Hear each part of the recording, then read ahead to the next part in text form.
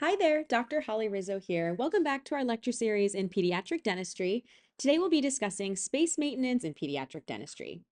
So to begin, let's talk about the physiologic spaces of the primary teeth. So we have three spaces that are normally present in the primary dentition. First, we have the primate space, then the leeway space, and the interdental spacing, and we'll talk about each of these today. These spaces are beneficial for the natural development and growth of the primary dentition. So first, let's talk about the primate space or the primary space. This is a naturally occurring space seen in kids' teeth, and it's found differently in locations in each arch. So in the maxillary arch, the primate space is present between the lateral incisor and the canine.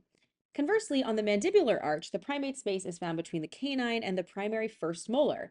The primate space is typically about 1.5 millimeters and will be lost early, around 6 years of age. And this space is typically lost with the eruption of the permanent incisors, and this accommodates for eruption of the permanent teeth, which are larger than the primary teeth.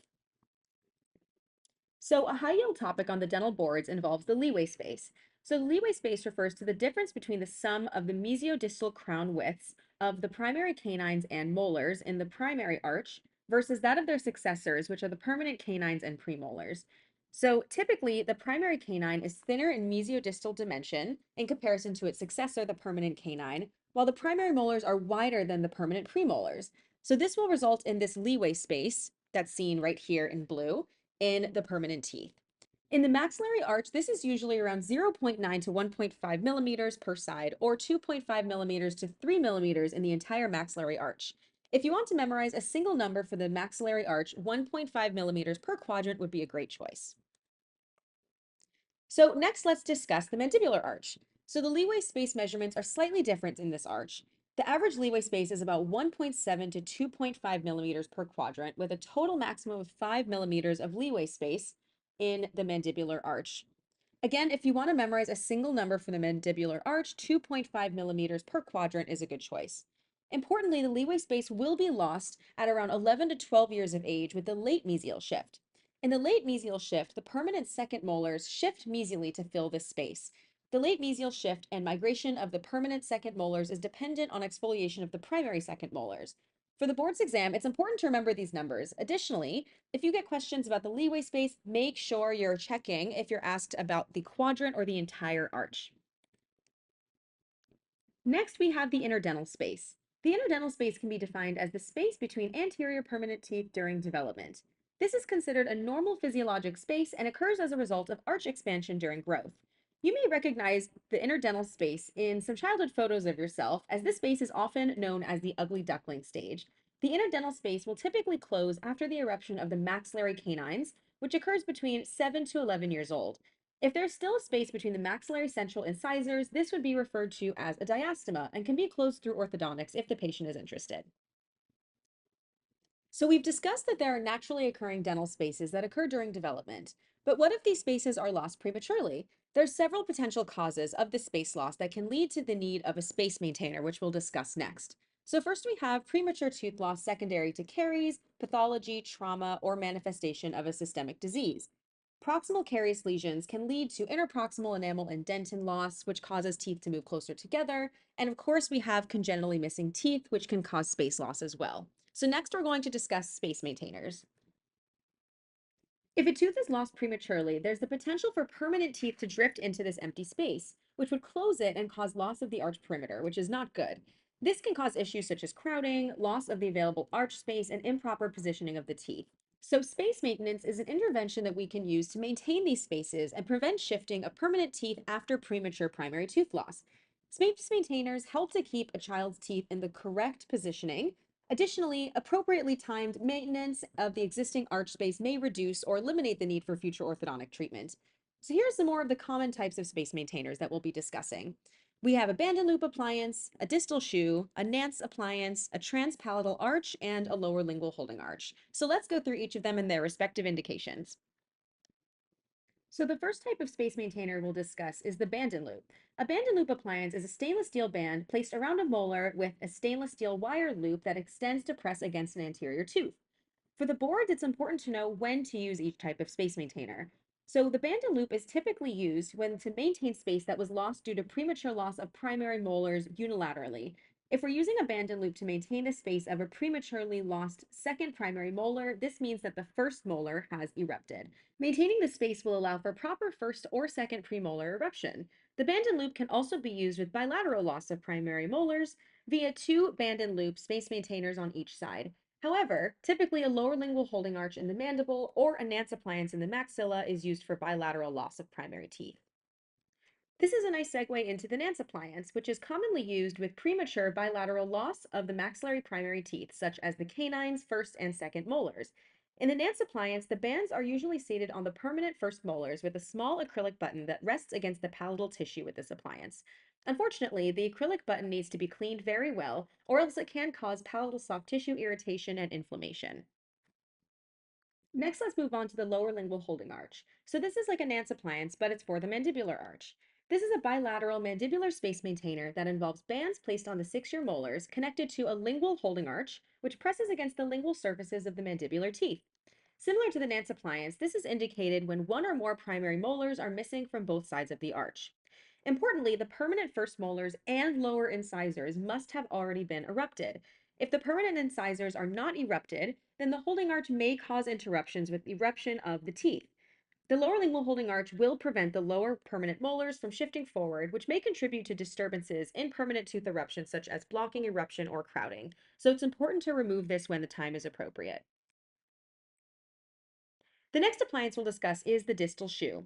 So let's recall the leeway space we discussed earlier. This is the space gained through loss of the primary canine first and second molar. The primary second molars are said to be key to the leeway space. Sometimes it's even called the E space. Premature loss can lead to critical crowding, so early intervention with a space maintaining appliance is recommended.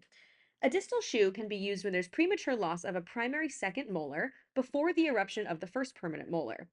This is the important benefit of preventing the first permanent molar from moving mesially. The distal shoe features a band located on the primary first molar with a distal shoe or distal segment that extends into the tissue against the unerupted first permanent molar here.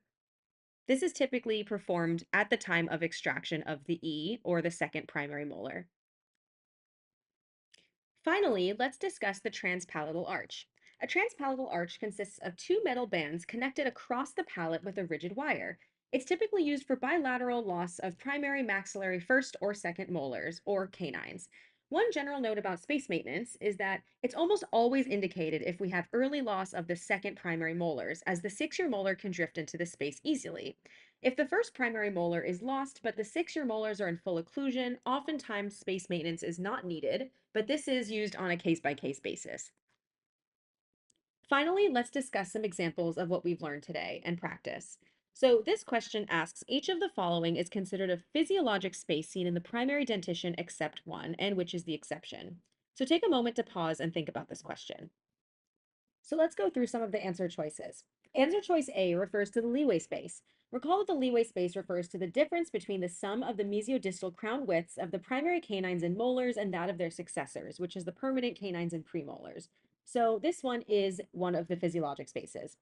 Next, we have answer choice B, which is the primate space. The primate space is found in different locations in the arches. One is the maxillary arch, where it's present between the lateral incisor and canine, and the mandibular arch, it's present between the canine and the first primary molar. So this is one of our physiologic spaces as well. Answer choice C refers to the interdental space, and this is the space between the anterior permanent teeth during development. So this leaves us with answer choice D, the interleeway space. This is not a known dental space and therefore is the correct answer choice to this question. So this next question, we have a 6-year-old male who presents to the clinic with some pain on the bottom left and right side. They have fair oral hygiene and multiple restorations. Both permanent molars are erupted, we assume all four of them, and non-restorable left and right primary first molars are noted in the mandibular arch. So the patient's parent elects to extract the left and right primary first molar. Which of the following is an appropriate space maintainer that can be placed for treatment? So feel free to pause and think about this question as well. So this question is essentially asking us to identify which space maintainer would be appropriate to maintain the space of the primary first molars bilaterally. The correct answer to this question is the lower lingual holding arch. This device uses molar bands and lingual holding arches to address the premature loss of mandibular primary first molars, second molars, or canines bilaterally. So let's go through some of the incorrect answer choices. So first we have the Nance Appliance, and this is used for premature bilateral loss of the maxillary primary teeth, such as the canine's first and second molars. In the Nance Appliance, the bands are seated on the permanent first molars with a small acrylic button, which rests against the palatal tissue on that appliance. Next, we have the TPA, or the Transpalatal Arch. This consists of two metal bands connected across the palate with a rigid wire. It's also typically used for bilateral loss of primary maxillary first or second molars. The distal shoe is used when there's premature loss of a primary second molar before the eruption of a first permanent molar. As in this patient has their permanent molars erupted, it's not appropriate. This has the important benefit of preventing first permanent molars from moving mesially. The distal shoe also features a band located on the primary first molar with a distal shoe or segment that extends into the tissue against the first permanent molar. And the last answer choice is the distal shoe plus a lower lingual holding arch. While the lower lingual holding arch is the correct answer choice, the distal shoe is not. So the distal shoe would be more appropriate in a unilateral loss of a primary second molar prior to the eruption of the permanent molar. So let's summarize what we discussed during this video today. So first, we discussed that physiologic spaces include the primate space, the leeway space, and the interdental spacing, and we defined each of these. Next, we discussed the different types of space maintainers and when they're required for premature loss of primary dentition and their indications. Thanks so much for joining, and tune in next time for more learning on pediatric dentistry. Bye!